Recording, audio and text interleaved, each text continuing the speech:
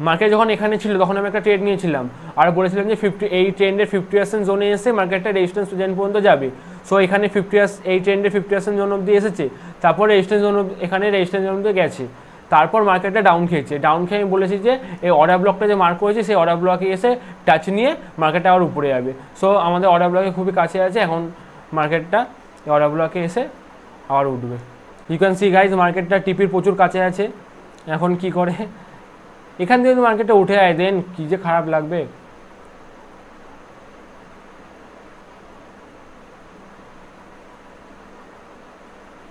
Go down side, এখানে আমাদের সাথার capital মার্কেটটা ক্লোজ করে দেবো, দেখে কী হয়।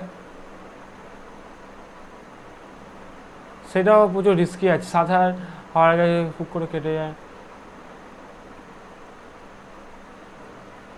Go downside, please, brother. Why are you doing like that? Go, please.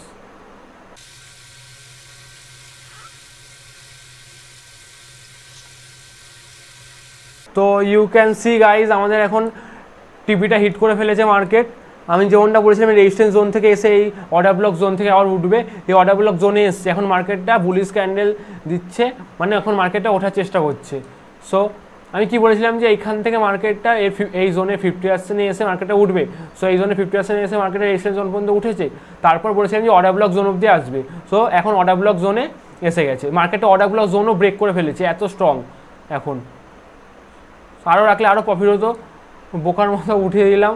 So তাও আমার কোনো এখন আফসোস নেই, কারণ আমি ভালো একটা প্রফিট পেয়ে গেছি মার্কেট থেকে। আজকে আমার প্রফিট হয়েছে অ্যারাউন্ড 2200 টাকা, 2286 মানে 300 টাকা, 2300 টাকার মতো আজকে প্রফিট হয়েছে মার্কেট থেকে। So I am very happy today. এটাই বলা ছিল, আজকে আমাদের ডে 2 কমপ্লিট হলো। এই ভিডিওটা আমি একটু পরে আপলোড করে দেবো। So you can see guys.